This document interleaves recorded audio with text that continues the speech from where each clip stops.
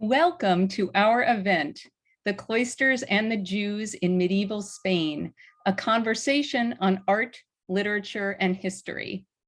This virtual gathering is a collaboration between the Center for Jewish Studies at Fordham University and the Met Cloisters Museum. I am Nina Rowe, a professor of art history at Fordham, and I think I speak for a whole bunch of my colleagues at Fordham in Jewish studies and in medieval studies and in art history when I say I am just delighted about this chance to partner with the Met Cloisters, putting together this program inspired by the exhibition on now at the museum, Spain, 1000 to 1200, Art at the Frontiers of Faith. The mastermind of that exhibition is Julia Perratore, assistant curator at the Met Cloisters. And I'm going to hand the screen over to Julia in a moment, but I just want to take a minute to explain some particulars. Our event today will be recorded, so it'll be available to you if you want to go back and listen to it or to share with friends who weren't able to tune in right now. Also, we will disable the chat function in Zoom, but we do have the Q&A or question and answer function of Zoom open. So you should feel free to type in questions as the event unfolds. I'll be the one who's able to read those questions. That is, they're not going to be broadcast during the presentations to the whole audience. But then toward the end of our program, I'll pop back on the screen and I'll be able to pose your questions to our speakers. I can't guarantee that we'll get to all of the contributions from the audience. There are a lot of you, but we will do our best to address as many as we can. And so now a few words of thanks. I want to express my appreciation to Magda Tedder, the director of Fordham Center for Jewish Studies, for her boundless enthusiasm and generosity when it comes to organizing events. I also thank Siobhan Verletza, the executive assistant at the Center for Jewish Studies, for her work on the tech and administrative side of our gathering today. And I know that there are a lot of great programs on deck at the center this semester. So if you're not on the Fordham Jewish Studies email list, do sign up now. It's jewishstudies@fordham.edu. And of course, I offer my deepest gratitude to our speakers today, Julia Perratore, Katrine Kogman-Appel, Jonathan Ray, and Peter Cole. We are honored to have you engage in this program, and we're looking forward to a great conversation. And so with that, I'm going to fade out, handing the screen over to Julia Perratore of the Met Cloisters. Take it away, Julia.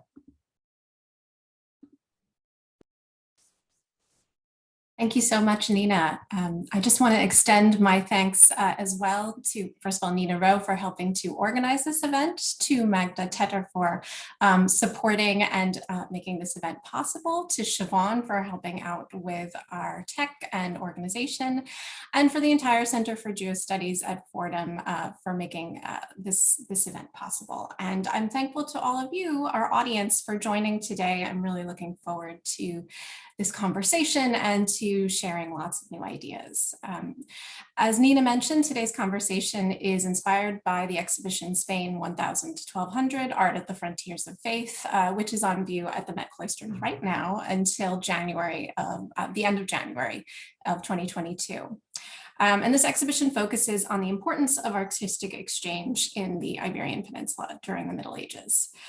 For the first time since its inauguration at the Cloisters in 1961, the Fuentidueña Chapel Gallery, which typically focuses on the Christian tradition, presents a group of works in the Islamic and Jewish traditions, testifying to the diversity of Spanish medieval art in order to tell a more nuanced story in this space. The exhibition's chronology of 1000 to 1200 corresponds to a pivotal era in the history of the Spanish Middle Ages, one that saw significant shifts in the balance of power between Christian and Muslim rulers. This is the most active era of the Christian reconquista, or reconquest, of Muslim-ruled territory, which is itself a contentious term. This era's conflicts destabilized long-standing social relationships and introduced new tensions among religious communities. The selection of objects in the Cloisters exhibition, however, aims to demonstrate that the story of life in Reconquista Iberia was quite complex. Objects and artistic ideas often transcended differences of belief, revealing a wide variety of possible relationships between people in medieval Iberia. And today, as Nina has already expressed, and I joined her with this feeling, I'm delighted to explore the variety of medieval Spain in the 11th and 12th centuries and beyond with a truly impressive group of scholars from 3 different disciplines. So we have art history, and literature today. And our speakers will particularly be focusing on the Jewish experience in this time and place. So what I'm gonna do is introduce our 3 speakers together so that we can seamlessly move from one to the next. And each speaker is going to speak for a few minutes, giving some thoughts on the topic and some further food for conversation afterwards. So we'll proceed with each speaker in succession, and then we'll all come onto the screen and discuss. So our first speaker up is Katrin Kogman-Appel, who is a professor of Jewish studies at the University of Münster. For almost 20 years, she taught at Ben Gurion University of the Negev in Beersheba. She has published work on ancient and medieval Jewish art and is particularly interested in Hebrew manuscript illumination and its cultural and social contexts. Her most recent monograph discusses an aspect of Iberian Jewish art. The title of this monograph, which has come out with Rebels this past 2020, is Catalan Maps and Jewish Books, the Intellectual Profile of Elisha ben Abraham Cresques. After Katrin, we will hear from Jonathan Ray, who is the Samuel Ig Professor of Jewish Studies in the Department of Theology and Religious Studies at Georgetown University. He is the author of The Sephardic Frontier, the Reconquista and the Jewish Community in Medieval Iberia, that came out with Cornell University Press in 2006. And his forthcoming book is Jewish Life in Medieval Spain, A New History, which will be put out by the University of Pennsylvania Press in 2022. And after Jonathan, we will hear from Peter Cole. Poet and translator Peter Cole's many books include The Dream of the Poem, Hebrew poetry from Muslim and Christian Spain, circa 950 to 1492. He also has The Poetry of the Kabbalah, mystical verse from the Jewish tradition. The recipient of a Guggenheim Fellowship and a Jewish National Book Award and an American Academy of Arts and Letters Award in Literature, and also a MacArthur Fellowship. He teaches each spring at Yale University. So without further ado, I will pass the screen along to Katrin, and she will share her PowerPoint with us. Yes, thank you, and good evening. I just open my screen.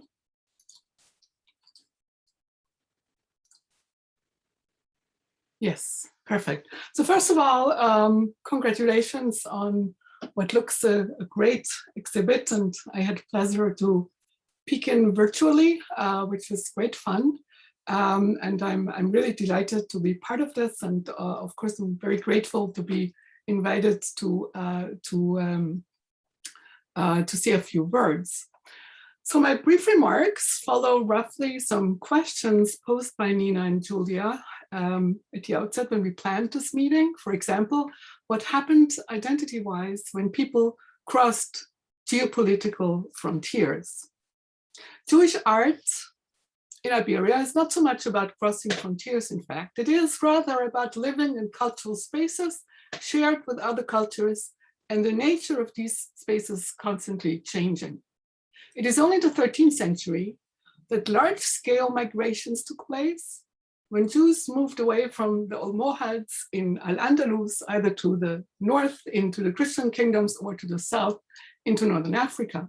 During the Christian conquest, another common scenario was that Jews lived somewhere and remained there, while political dominance changed.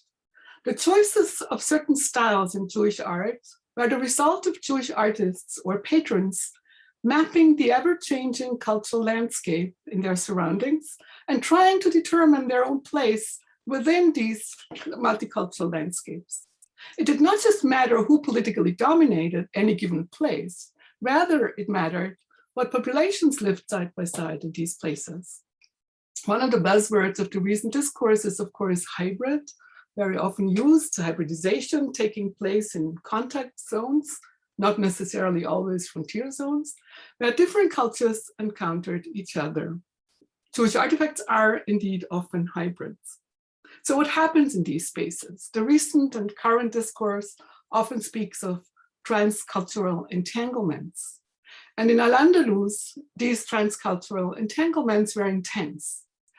Earlier scholarship talked about a golden age or the Judeo-Arabic symbiosis. No Jewish visual culture survives from the Islamic period. However, and this brings us back to the question how Jewish identities and self-fashioning changed as people crossed geopolitical frontiers, the impact of transcultural entanglements in Al-Andalus remained incredibly strong all through the Middle Ages and continued to shape Jewish identities until the expulsions in the late 15th century. The decorated Bible in the exhibit beautifully demonstrates these dynamics, and that's what you also see on the screen.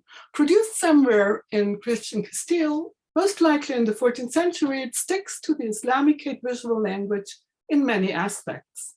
It is aniconic, and it displays no figural representations. Instead, it contains a wealth of what some scholars term carpet pages, quote unquote, full page abstract decorations with lots of interlaced patterns, for example. On the other hand, Islamicate elements are juxtaposed with painted frames in Gothic style, that what you see on your right-hand side. And both the style and the technique are pretty much indebted to what went on in Gothic Christian book art, making this piece indeed into a hybrid, so to speak. Likewise, albeit using different motifs, Hebrew Bibles produced in Navarre or also in Old Catalonia often blend Islamic motifs with Gothic stylistic elements and techniques. And the two left pages of the same Bible, this is all from the same Bible, are indeed indebted, and you don't need a scholar to actually see this, indebted to Islamicate culture, whereas on the right part, we see coloring and motifs that are pretty much indebted to Gothic art.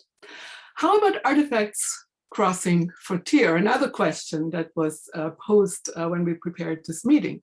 Jewish art survives basically in two fields: synagogue architecture and book art. Synagogues obviously remained in place and were commonly converted into churches. The painted cross in the Cordovan synagogue here testifies to these processes. This, by the way, is very different from the German lands, where most synagogues were destroyed after expulsions. In contrast, Jewish books migrated constantly and frequently crossed frontiers. And these migrating objects certainly had an impact on the developments of Jewish art, also in the Christian kingdoms. And we can only speculate about this because from the Islamic period, actually, there is no surviving manuscripts, but we have so many echoes of Islamicate art that we certainly can imagine such a scenario. Another question concerns representations of Jews in Christian art. For long, this question was not posed with regard to Iberian art. Derogatory representations of Jews was considered typical of the arts of Northern and Central Europe. This presumption was questioned in recent decades. For example, Julie Harris discussed the blind synagogue motif to the left, intensely associated with cathedrals in France and the German lands. And she discussed it as it appears in one of the portals of the Cathedral of Leon. And Paola Patton offers very interesting readings of numerous miniatures in illuminated copies of the Cantigas de Santa Maria by Alfonso X of Castile, a monarch who is commonly associated with the so-called quote-unquote las convivencia, convivencia being a particularly vexed term in the discourse of Iberian transcultural dynamics. Here, the visualized story of a Jewish father who attempts at sabotaging his young boy's conversion. Images of Jews in Judaism are very rare before 1200. I recall a Romanesque capital discussed by Pamela Patton some years ago, but this is a very instance. Another question was, what may the art of later periods tell us about the early Middle Ages, even though no Jewish art is extant? From written documentation, we know that there were abundant synagogues in Al-Andalus, and they are certainly decorated, or they were certainly decorated in Islamic style. That's all we can say. However, the mentioned synagogue in Cordoba is typical of the early 14th century of Nazarite and Mudechal style, and not any earlier Islamic trends. And of course, it was built already during the Christian period. This is an important point. It tells its own story, not necessarily the story of an earlier art. A very few early medieval Hebrew decorated manuscripts survive from Egypt and Northern Africa. Given the close cultural links between the Jewish cultures of Northern Africa and Al-Andalus, there is a good chance that similar books circulated and were produced for Jews in Al-Andalus. I suggest that thinking in terms of earlier Northern African parallels makes more sense than projecting on this art as it may have occurred in Iberia from later examples. Thus, to conclude briefly, very briefly, with frontiers moving, Jews adapted to changing cultural environments, constantly acting, as it were, always within shared cultural spaces, where all of sorts of demographic constellations and cultural dynamics happened. In these shared spaces, people lived of different religious cultures, met and acted in various ways. They shared fashions, tastes, vernacular languages, foodstuff, and professional knowledge. That's where artists, builders, and craftsmen come in. When they acted professionally, interaction was natural and commonplace. When they acted religiously, they differentiated between one another and contributed to shaping identities indeed. Thank you.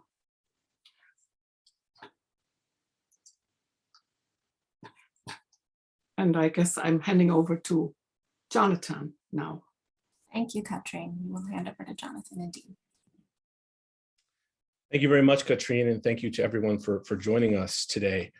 I'm a social historian. I don't have the expertise in art and poetry that my colleagues here today. So I'm really going to offer some observations that might help us better understand the impact of interreligious contact on Sephardic or medieval Spanish Jews during this period.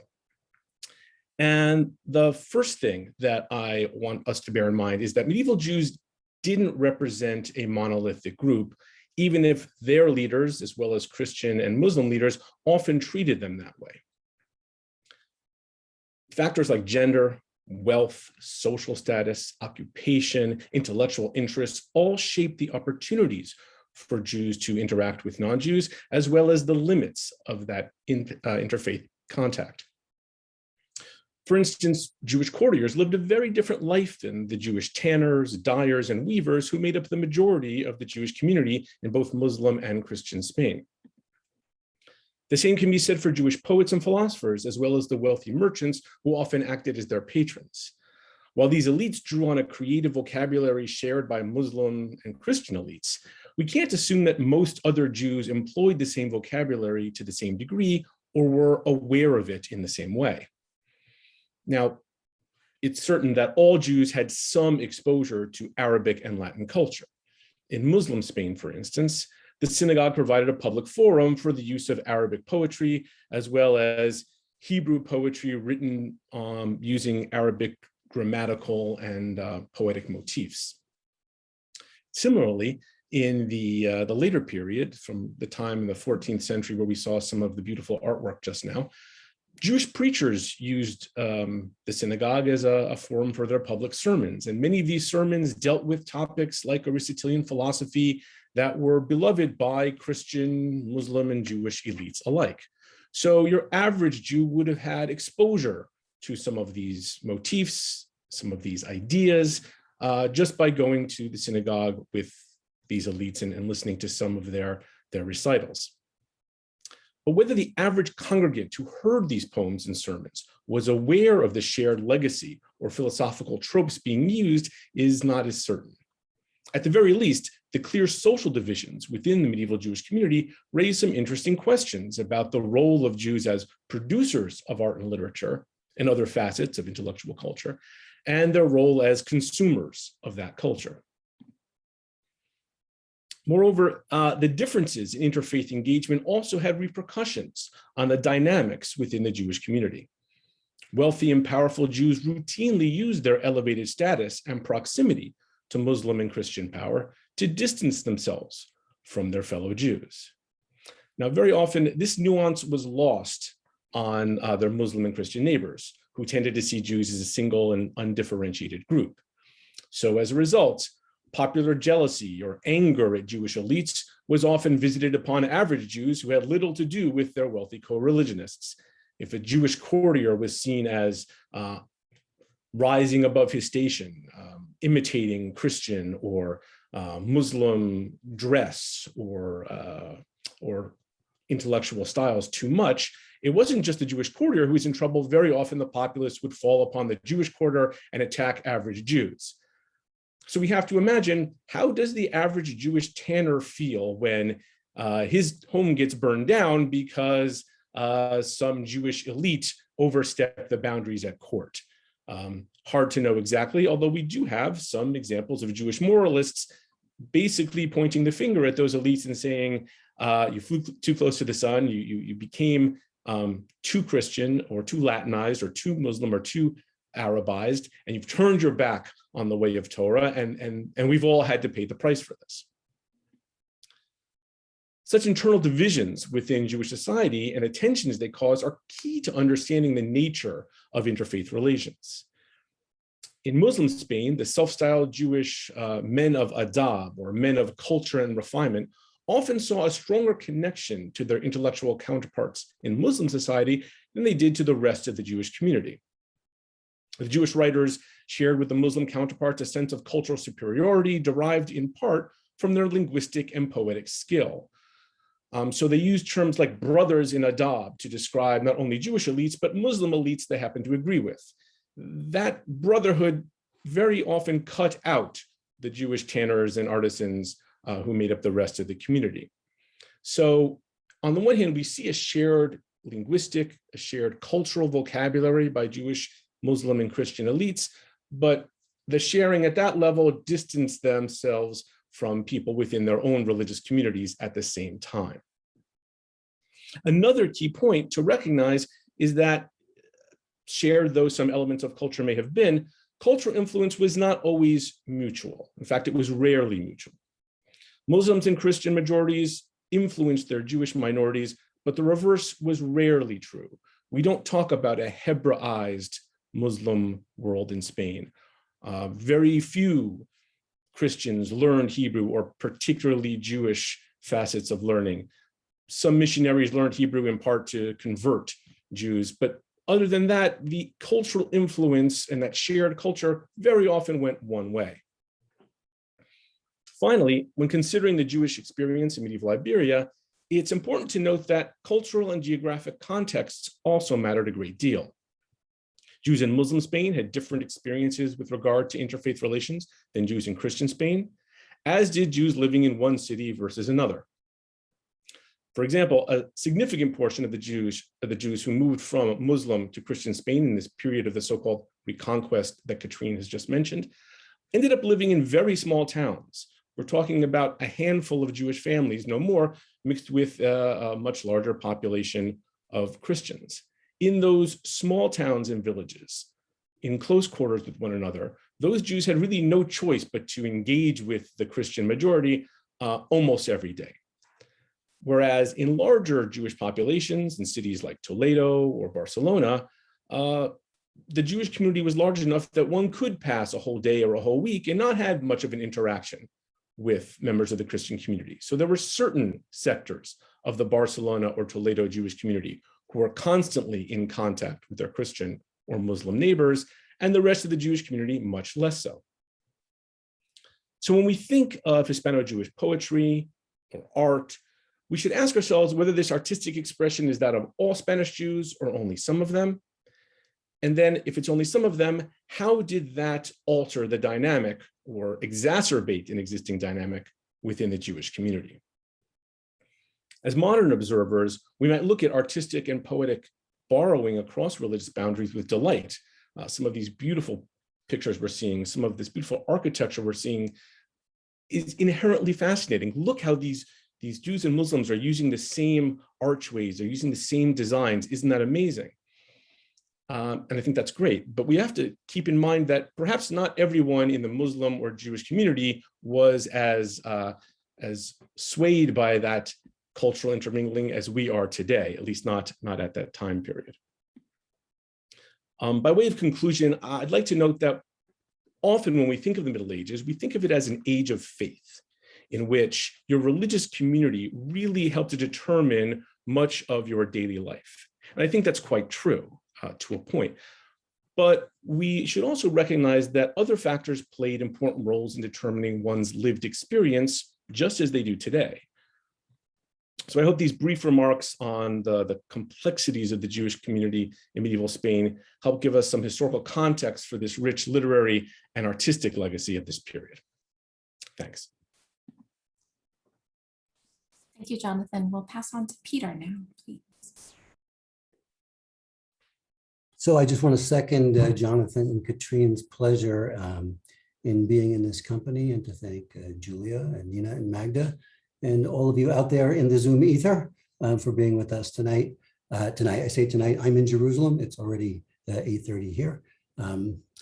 So we have seen from what Katrine, or heard from what Katrine and Jonathan have said, that medieval Spain clearly was a place of shifting frontiers and divisions and borders, especially in as much as they relate to religious faith and faith-based communities.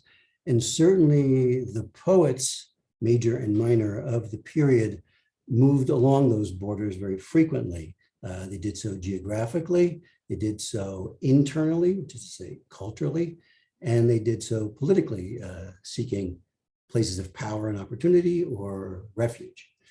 But as important, I would say, and from a literary perspective, more important than those sort of geographical shifting borders is the way in which the poem itself in this period becomes a kind of frontier.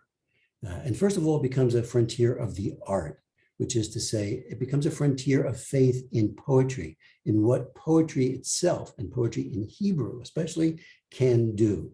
It brings about radical changes in the field, unlike anything that had been seen in Hebrew poetry and Hebrew expression since biblical times, and maybe had never before been seen in Hebrew, and has not been seen since the Middle Ages until the modern period.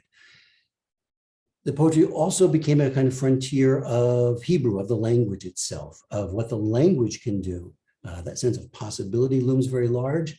And here we're really talking about a faith in the entire Judaic Hebrew culture's capaciousness and flexibility, which becomes in turn an expression, or is in turn an expression of its confidence, its self-confidence, and its strength. And then finally, the poem becomes not just a frontier of faith, but a faith in faith. As with the Hebrew and with the poetry, we find a newfound ability in this poetry, or at least expressed by this poetry, that's at the heart of this culture, not without complication, but a faith in faith's ability to take risks and open itself to outside influence, and also an awareness of the cost of not opening oneself to outside influence, and of shutting oneself in and allowing a culture and a theology and in the broadest sense, a civilization to kind of calcify. So as Katrine mentioned, we don't have a lot in the way of material remained from this period when it relates to the Jewish community, but one of the great advantages of poetry, apart from the fact that poetry was the prestige art of the day, it was, let's say, the serial TV show, right, of the 11th and 12th centuries, or the movies. we do have a lot of poetry, and it's a whole another backstory of what gets copied and how that survives. We can go into that later. So I want to look at just a few very short poems with you. Let's see. No, sorry about that.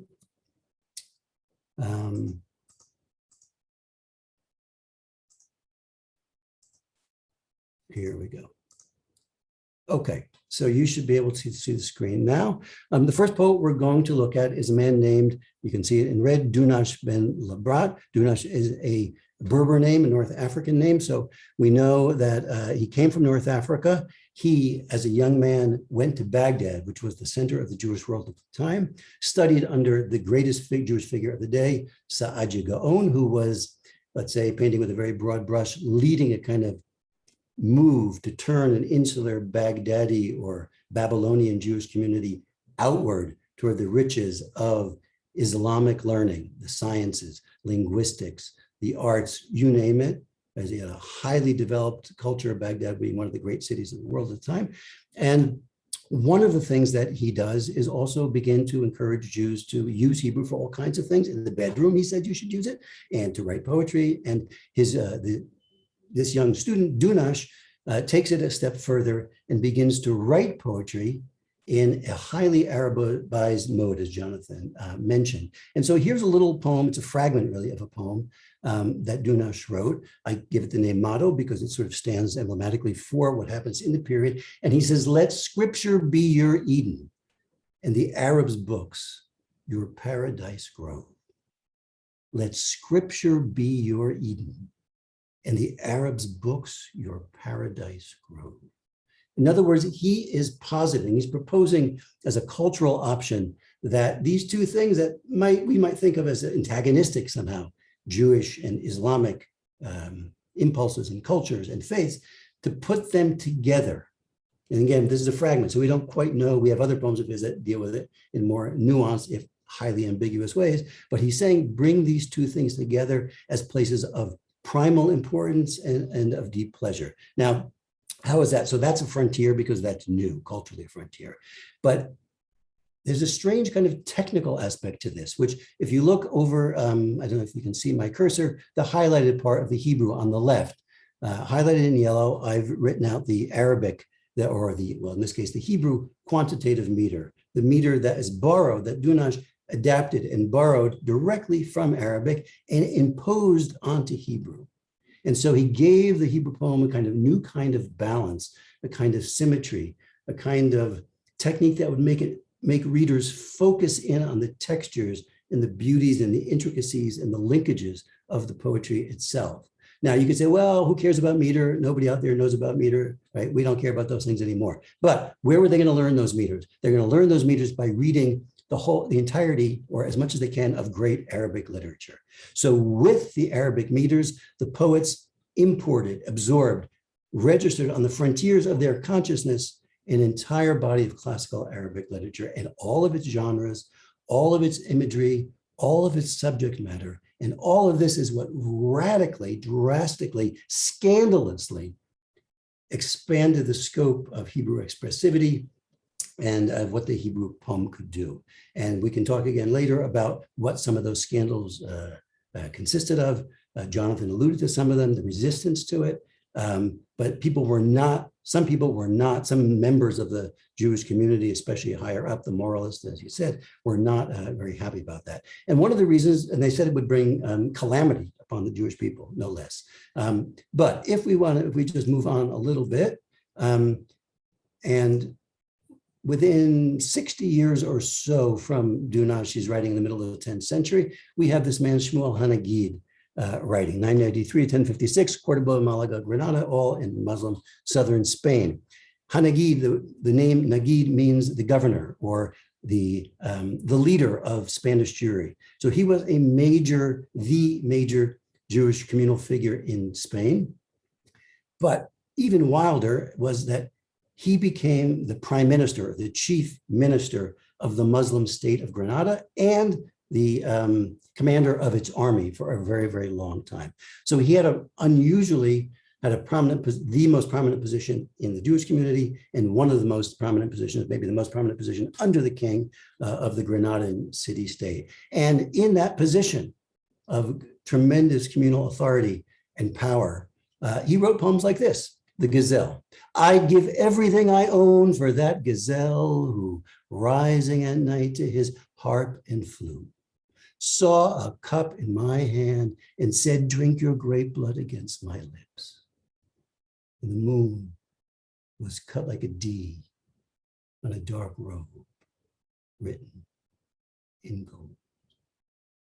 So there's a real jump here in quality from what Dunash was doing. This is, I think, a highly accomplished poem, notable, first of all, for its extreme sensuality. The figure of the gazelle, the beloved, is one that comes from the Song of Songs, where we hear about the gazelle skipping along the hills or waiting at the lattice, peering through the wall, but is also the major figure of the beloved in Arabic poetry. So in that figure, you have this kind of fusion that Dunash was calling for of Arabic and Hebrew. You have the music, you've got wine drinking, and the speaker in this poem is gendered, is marked as masculine. So you have a masculine erotic situation, the leader of the Jewish community presenting this masculine homoerotic situation, not homosexual, there's no sex here, but you can imagine that this might be taken by certain members in the community as being scandalous. And this is being celebrated, embraced, and being held up as a kind of emblem of what is a really refined sensibility, as someone who's open to all this. And the whole world, the whole cosmos ripples out from this glass of wine to this beautiful boy, to the moon, to the music and the moon. And the moon seems to be saying something. It's written out like a letter. We can talk about what that is later, but I want to move rapidly ahead. That same gazelle figure shows up in a poem by Shlomo Solomon Ibn Gabi Rowe, one generation younger than the kind of Hanagid's, wants to be his student, ends up being a kind of rival, they have a falling out. But this is a liturgical poem. This is a poem, Jonathan mentioned poems in this, where some of this Arabized material comes into the synagogue, and some of the class stratification is leveled out here because everyone's going to synagogue, although which synagogues, we don't know, right? But presumably in at least the major cities, and Ibn Gabirol wandered around. He had trouble keeping a job, it would seem. Anyway, he writes this poem, You Lie in My Palace. The gazelle now becomes the beloved as God. And that's masculine, and the congregation of Israel is grammatically feminine. So, you lie in my palace on couches of gold, Lord. When will you ready my bed for the one with the beautiful eyes you foretold? Why, my fine gazelle, why do you sleep while the dawn rises like a flag over the hills? Ignore the mules and asses and see to your guileless doe. I'm here for one like you and you for one like me, who enters my chambers, finds my treasure, my pomegranate, my myrrh, my cinnamon, my nectar. So, you're not in suburban New Jersey with a suburban New Jersey synagogue with a poem like that. Again, the degree of eroticism and sensuality is intense. Mules here is Christianity, and asses, Ishmael, is Islam. So we have, again, a more complicated figure of that sort of emulation and synthesis. And the last poem I want to read you is perhaps the most famous poem of the period, although I think it's ironic. We can talk about that later too, why this is the most famous poem. In a way, it's a poem about a poet turning his back on the entire ethos of hybridization and synthesis that I have very, very quickly presented. Of course, the political situation and cultural situation had changed drastically. Now we're talking 1075 to 1141, Yehuda Halevi, right? So almost 100 years later, more than 100 years later in some cases. And the poem is My Heart is in the East. Many of you have probably at least heard of this poem. My heart is in the East and I am at the edge of the West. How can I possibly taste what I eat? How could it please me? How can I keep my promise or ever fulfill my vow when Zion is held by Edom, Christianity, and I am bound by Arabia's chains? I gladly leave behind me all the pleasures of Spain, if only I might see the dust in the ruins of your shrine. Right, so in fact, Halevi eventually does leave Spain. He makes a pilgrimage to the land of Israel. He's waylaid in Egypt for a while, and he eventually dies either en route or shortly after in 1141, after he arrives in the land of Israel. Of note here, again, very quickly, I mentioned Edom. Zion is held by Edom, and I am bound by Arabia's chains. So a very different attitude towards this kind of culture of synthesis or convivencia that Julia brought up. Arabia's chains here is not just the chains of political rules. He means the actual chains of the Arabic meters that Dunash had brought in so controversially. That there, he writes elsewhere, that they're kind of shackles around his feet. He no longer can express himself in them. Of course, he's the most famous of the day, poet of the day. He's a rock star. He expresses himself just fine, and everybody wants him to keep using them. But the compunction, as Ross Brand says, the ambivalence, the ambiguity of all this is quite poignant. But now the directionality of everything is pointed away from Spain and towards Jerusalem. So with that, I will stop and turn things back over to Julia. All right, thank you to our three speakers. A lot to talk about, a lot of really fascinating material. I want to thank you all for your contributions.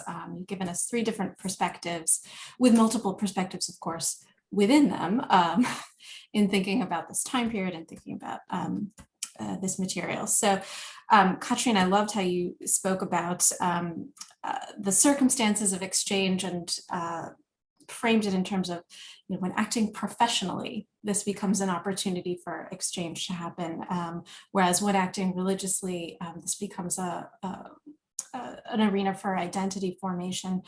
Jonathan, I think you very importantly drew attention to an issue that doesn't become represented by the material, the visual, the literary, which is to speak about the different divisions within Judaism, within the Jewish community in Iberia, to think about different voices that especially don't show up. And I find very compelling, especially as a person who works with beautiful works of art. It's fantastic, but not everybody is represented by those beautiful works of art. And so I think it's really important to talk about that.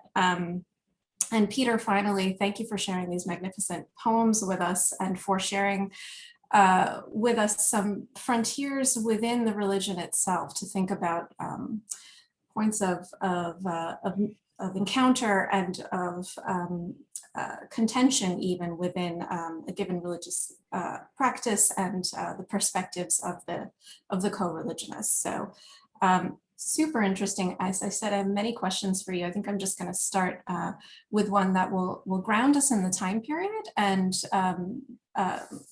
specifically think about the question of identity, which is really arisen, you know, I think in speaking of medieval Spain, we can't not speak about this issue, even if the concept of identity meant different things to medieval people than it perhaps does today. I think we can't not speak about it. So, you know, from my perspective in curating this exhibition, the time period covered by the exhibition of the 11th and 12th centuries, it pivots from two different periods. We have kind of a whirlwind of different socio-political situations. I think when people look at the map in the exhibition, they will be utterly confused by the number of different political shifts that happen at this time.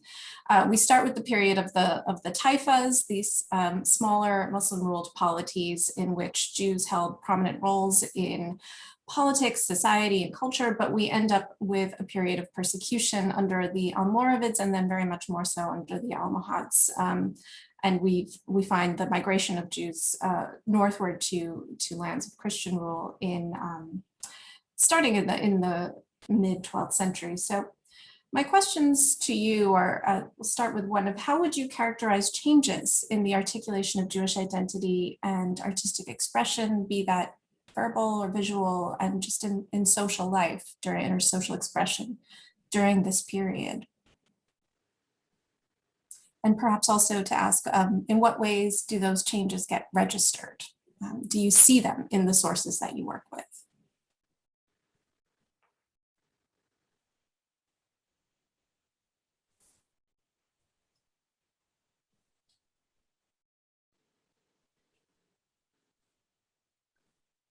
Well, just to briefly jump in, I mean, there's a bit to say about this, but not specifically for the period that actually the exhibit focuses on. And maybe when we talk about the visual language, I'll say about this more, and it actually will end up in the same question, basically. So So I I leave can it to I Peter can and say John. one thing here, if I can come in. So one of the interesting things I think about, and the crown of Aragon, which is to the east of Spain, is a little bit different than Castile. But you have an example of when these Castilian kings take over much of what was that area of Al-Andalus, and they conquer these areas with these beautiful buildings and mosques. They're taken by that architecture and imitated in their own construction of palaces and churches. So this style known as Mudéjar style becomes, it in many ways originates in the style of Muslim rulers. Then it becomes the style of Christian rulers ruling in formerly Muslim territories. So Jews building in a certain vernacular under Muslim rule might continue that same vernacular under Christian rule, but it's up to us to try to unpack, are they doing the same thing? So if you're imitating Muslim rulers while they're your rulers, it might mean one thing. When you're imitating Christian rulers, imitating Muslim rulers, right? It might mean something else. And one of the most famous synagogues of the 14th century in Toledo is built in this beautiful Mudéjar style, the Halevi synagogue. He is the treasurer of the king, of the Christian king of Castile. So is he using this Arabized or Islamicate artistic vernacular because he's remembering the Jewish roots in Al-Andalus? Is he doing it because he's at the royal court and this is the fashion at the royal court of those days? Or is it a little bit of both? And that it remains an interesting question to consider, how that was viewed by the people who built it and used it. I think that's gets at the heart of my question, actually, of especially when we think about something like the Cloisters Hebrew Bible that Katrine began her presentation with. Are we seeing the memory of life under Al-Andalus? Are we seeing a reinterpretation of Andalusi visual culture that is filtered through a different kind of experience in Castile? There's many layers, I think, to considering this. Yeah, I would agree with both Katrina and Jonathan there, in that the sort of structures of the dynamics that we see at the beginning of the period replay themselves in many ways all the way through to the end of the period. So that at the beginning in Córdoba, when Dunas shows up, there is already a court poet there writing in a very different kind of poetry. And Dunas, there's a lot of resistance to what he's trying to do, even though we have church records that show that church youth are also infatuated with Arabic and the sound of Arabic. And that becomes a problem in Christianity, in the Christian community. So this is not just a Jewish thing, although as Jonathan pointed out, it is linguistically, this is a flow from Arabic, the great cosmopolitan language of enlightenment, to minority cultures, certainly Hebrew. There is some reverse flow in different cultural ways, but not in that major way. But that's a minority majority culture all over the world.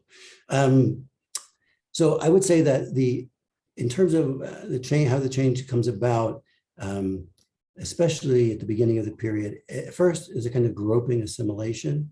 Dunas is not a master poet. You can feel his kind of pioneer log cabin poems. He's trying to figure out how to put these things together. Although we do have this, if it is by her, this extraordinary poem by his wife, which is much more accomplished than anything he wrote, which is kind of inexplicable. How did she get to be so good so early in the period? But then within a very short time, a generation, 2 generations really with Hanagid, you go from that kind of groping assimilation to a kind of magical accommodation. To my mind, I'm a reader of world poetry, and I think Hanagid, Ibn Gabirol, Moshe Ibn Ezra, Halevi, Avram, these are world-class poets. And this poetry, within 50 years, does just a kind of magical thing, and beyond, in a kind of universal, speaks of the universal language. Always, at least with the poetry, it begins, that change begins on high. And then the question is, and we don't really know a lot of the answers, but the question is, to what extent does it trickle down? We know for sure that the liturgical, the religious poems go into Jewish communities all over Spain. And that's why some of those poems are preserved much more than the non-religious poems, okay? Because they were preserved in prayer books. But were the Tanners in those synagogues? Well, in some, they were in synagogues. Were they in the same synagogue? We don't know. We don't know. But everybody was in synagogues, and all synagogues had their prayer books. So some of that stuff is trickling down. Again, as Jonathan said, what did they know about that? Who knows? You know, if you go to synagogues in Israel these days, or you talk to people, to religious Jews, they don't always know what they're saying or what the implications are or where it came from. That's just, these things work on you. The sound of them was work of that Arabized poetry was still trickling down and changing the aesthetic and the idea of what it meant to be sensitive and to be devout and to be educated. So that's worthy of notice. And as I say, these things then play themselves out at the end of the period when Halevi turns his back on all this. You have his contemporary Abraham ibn Ezra, who doesn't leave Spain for the land of Israel. He leaves Spain for Italy and France and England. He actually makes it to England, where he's spreading the Andalusian gospel of enlightenment and Arabized learning. So it's a very different response to that kind of crisis. But these things, that kind of crisis repeats itself throughout the whole period.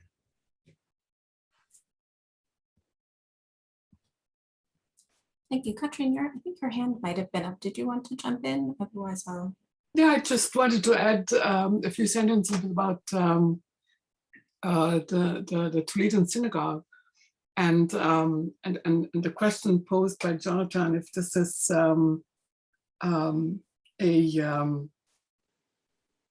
an act of going back to the Andalusian heritage or just reflects the current royal style. And it is actually both, because of course, at the same time, the Alhambra is built, and Pedro IV palaces all over the place. I mean, in Seville and in Tordesillas, where it's actually a longer ongoing project. But it's all, they're all built in the same style and to some extent by the same craftsmen. And so I think it's just definitely the taste of somebody who is somehow connected to the court and using the fashion.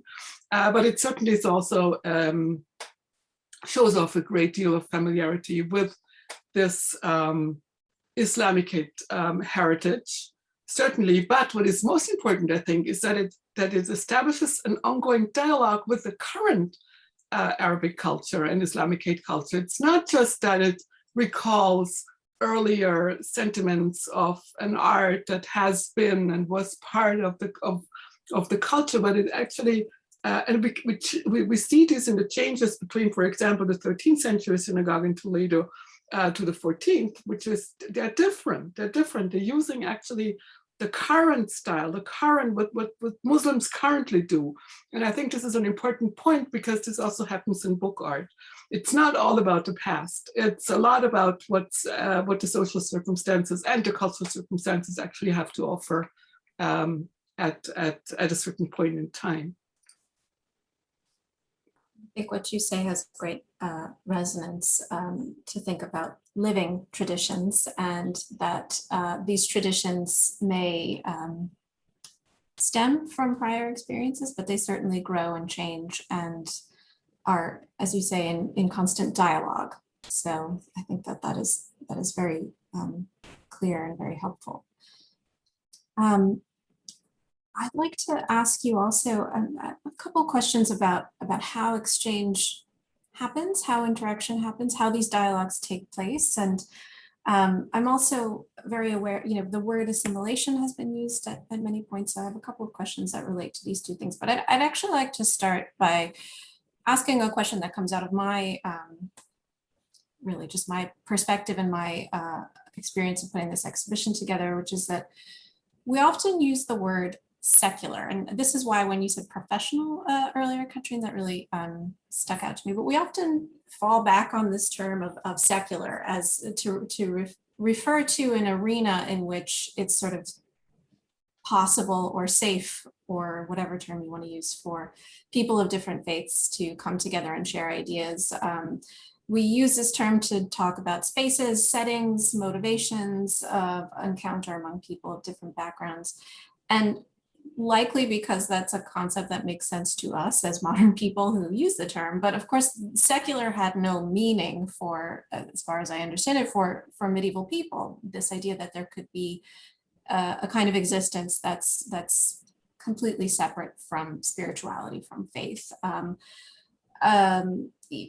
So that is a sort of handicap of language that we carry with us from our own experience. But there were circumstances in which people put their faiths aside, many circumstances, long enough to exchange ideas. And so I was wondering if you all could speak a little bit more about those kinds of circumstances. What are the types of settings in which people of different faiths share ideas? What sort of language would you use to talk about these encounters? And knowing that when we do talk about secular, we often talk about the courtly or princely sphere. And this is something that Jonathan, in his remarks, has taught us to use with a bit of caution.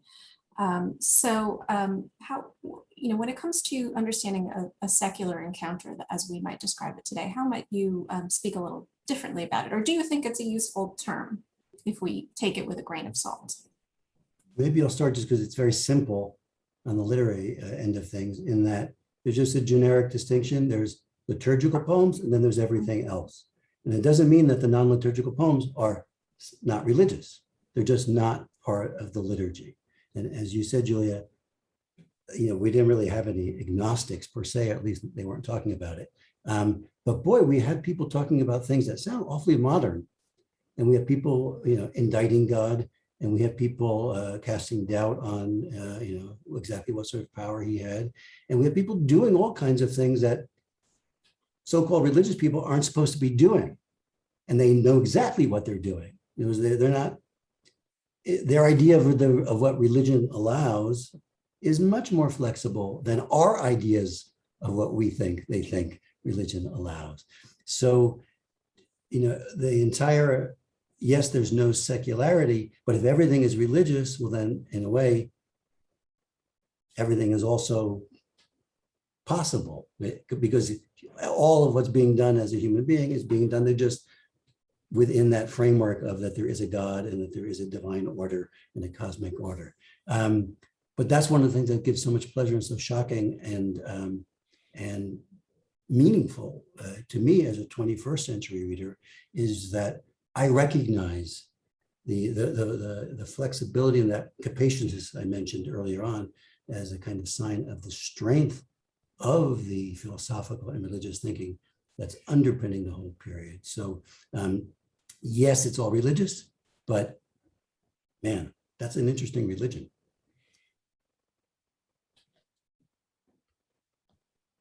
I like your notion of everything is possible. I think that is such a fantastically expansive understanding.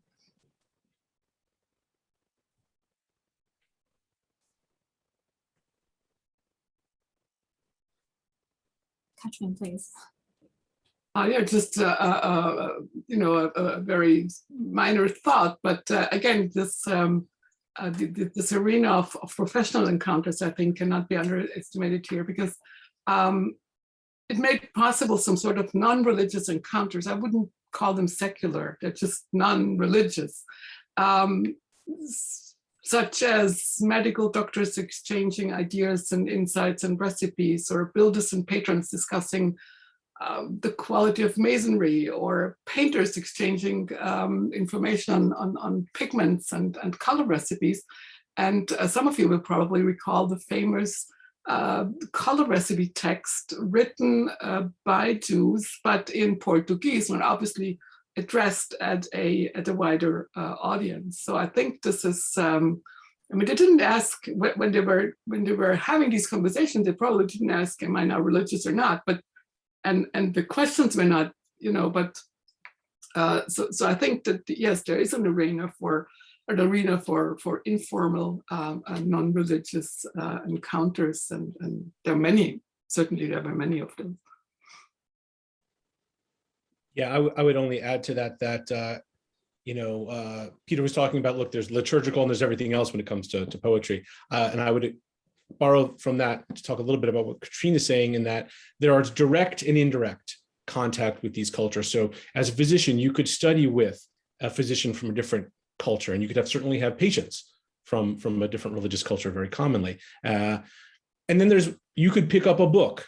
This is very common, written by someone from a different culture. You're never interacting directly with those other human beings from different cultures in that moment. You're commenting on something and you're passing that on, and then someone reads your commentary of this person from a different culture. And so there's a lot of that in the world of ideas, indirect conversations down through the centuries of Christians reading Jews and Jews reading Christians and Muslims reading Christians. And sometimes the debates are polemical, sometimes there's just borrowing, sometimes it's anonymous, but you can tell that person's getting it from this source, right? That they've read Maimonides, etc. So there's direct contact, but we also have to think of indirect contact, that these people are reading each other's works, and it's influencing them.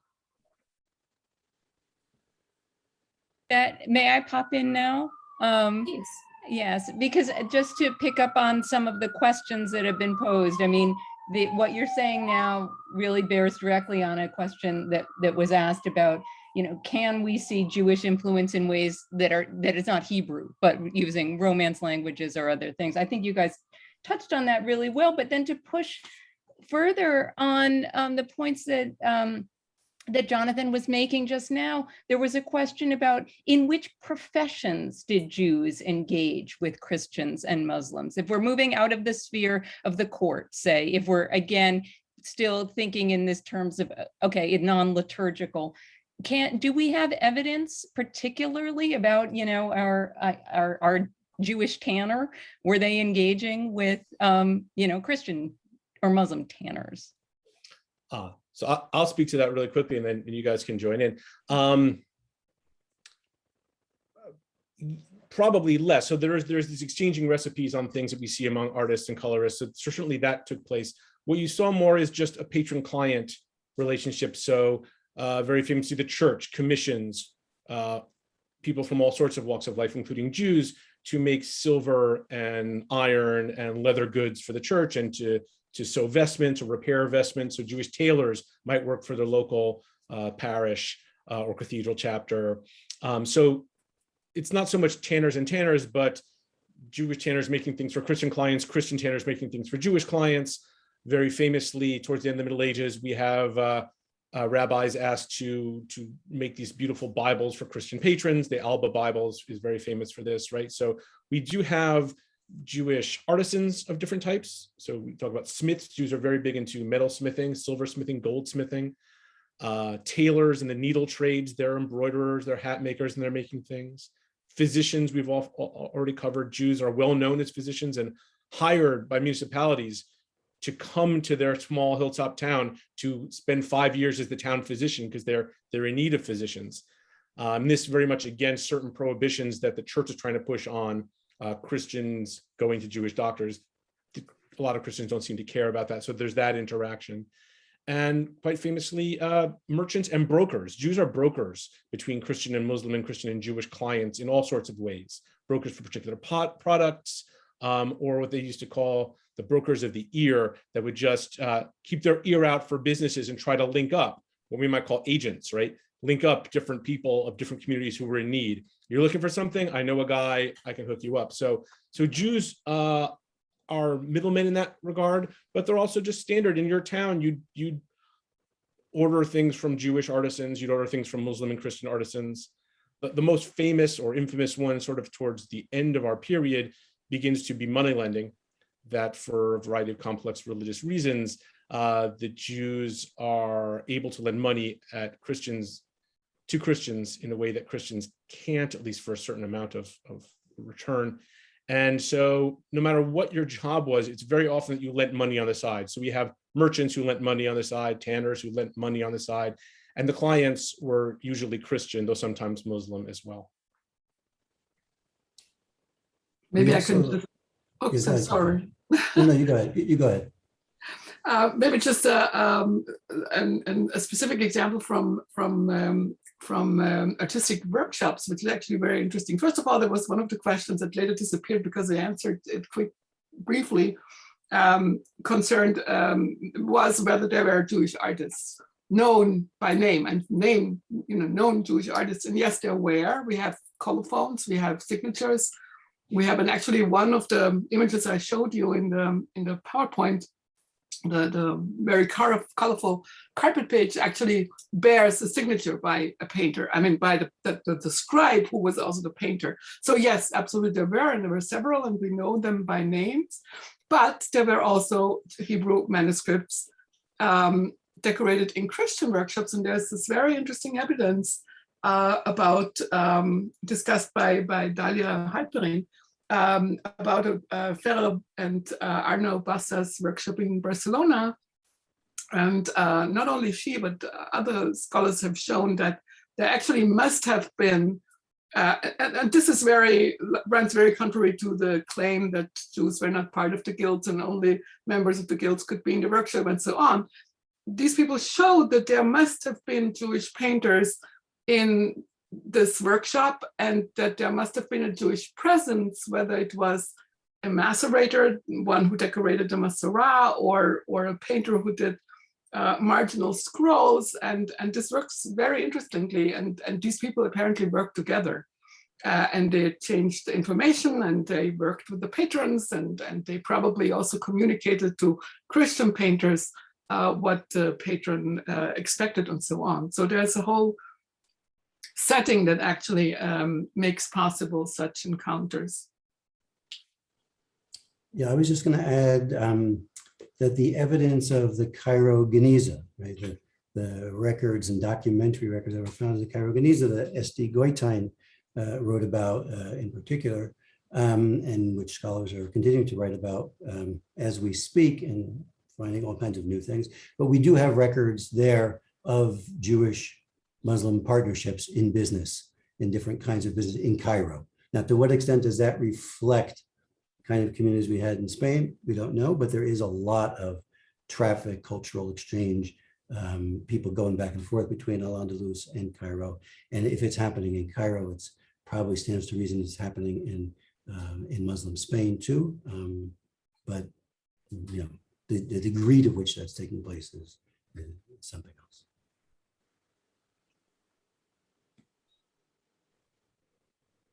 One of the things that really resonates in the conversation that we've been having is the evidence that we might be able to glean from the evidence of North Africa and of Egypt specifically, and you know, again, always with caution, but to make these comparisons is you know, I think quite interesting and productive. Nina, is there another question from our audience that you'd like to?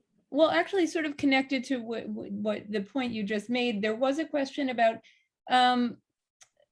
contacts between, you know, Jews, that we've been talking about Jews within Iberia, but there was an interest in sort of influence or echoes in Northern Europe to what is happening on the Iberian Peninsula. So, or in the East, say, do we see echoes of the art and architecture in other parts of Europe or the East? Do any of our... Well, I guess that's a question for me, first of all, and not, I mean, in Europe, barely. There is some, especially if we talk about the Islamicate impact. I mean, there is something that has been called carpet page in some Ashkenazi Bibles when they use figural micrography, but it's not, I wouldn't really call it carpet page, it's just full page decoration. So in terms of style, I can't really, I can't say that. I mean, the only area that what happens in Iberia projects on is southern France, of course, because this was a shared cultural landscape. There's more of it, of course, with Northern Africa, probably. There's much exchange. It's not always clear in what direction, but definitely there is a lot going on. And then the person I wrote about it in the book that was just mentioned, Elisha Cresques in Mallorca, he certainly was aware of Northern African styles and painting and so on. But I don't think there's any research on what echoes Jewish Iberian art had in Northern Africa, I'm afraid. I don't know, frankly, yeah. It's a good question, yeah. I think there's more in scholarship going on, and maybe Jonathan wants to. I mean, there's a lot in scholarship going on exchange-wise. I mean, there's a lot of Sephardic influences on Ashkenazi scholars and vice versa. So maybe you want to jump in. Sure. Yeah, and I think that hits the nail on the head, that when it comes to intellectual discourses on philosophy, on poetry, on belles lettres in general, and ideas of mysticism, there's a lot of exchange going back and forth between Spain and Northern Europe, Spain and the Eastern Mediterranean. We see, I mean, Maimonides is perhaps the most famous avatar, right, of Andalusi culture. His family relocates to North Africa, eventually to the area of Cairo, and he does most of his mature work there in Cairo, but still sees himself as a Sephardi, right? And so he's taken that way, and his stuff gets translated in Europe, it gets translated in Eastern Mediterranean, it gets commented on back and forth. So there is a dialogue going on between the Jews of Spain and Jews throughout the world, and eventually that permeates into Muslim and Jewish Christian culture to some degree. I think generally, as Spain Christianizes, as the Iberian Peninsula becomes dominated by Christian lords, and those lords are pulled in from the 13th to 15th century, pulled into the orbit of Latin Europe, you see much more contact there than had existed previously in the period we're talking about. And the same with the poetry. The Hebrew poetry spreads out of Al-Andalus in every direction, certainly into North Africa, where it has a long afterlife, and in many ways up until very recently it was alive and well in more in a liturgical sense. But as I mentioned, Avram Ibn Ezra brings it into Italy and France and all the way to England. Al-Kharizi, slightly later, just after our period, moves from Spain, from central Spain, and travels all the way throughout the east, Syria, Iraq, and he in many ways is bringing the gospel, sort of returning this, what Dunash brought to Iberia, he's now bringing it back. And he's in many ways upset with the boorishness of the Jewish communities he meets, because they don't know all this stuff that the Andalusians knew. So he's trying to spread that gospel too. So there's a way in which certainly that poetry spreads. The other sort of bigger, million-dollar question is the question of moving from Iberia to Northern Europe is troubadour poetry, right? And where did that come from? And is there a connection to Spain? And that's a whole different minefield. But certainly there appears to be remarkable similarity and perhaps some actual connection at some point. Thank you. I think one of the takeaways here is even if we can't always answer the questions of specific impact on different parts of the world, understanding the integral role of the medieval Iberian Peninsula in medieval culture, however we want to define medieval, geographically, culturally, chronologically, or otherwise. I think that certainly no denying the broader impact on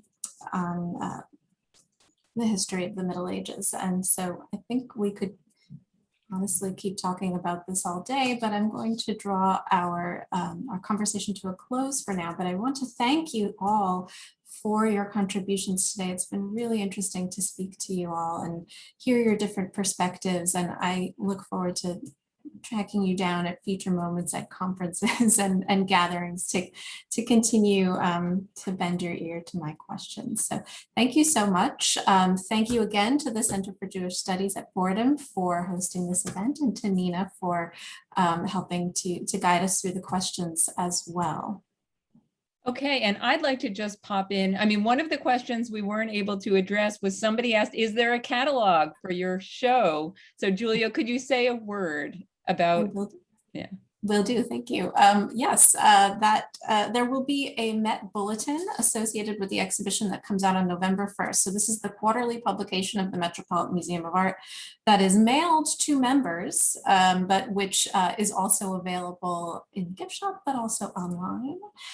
So stay tuned in November for a bulletin associated with Art of the Frontiers of Faith. Thank you very much. good. And for those, and in these final moments, again, treats on the horizon, I want to call attention to two programs in Fordham Center for Jewish Studies that will be of interest to those of you tuning in today, because they bear upon, again, art and culture, both in early December.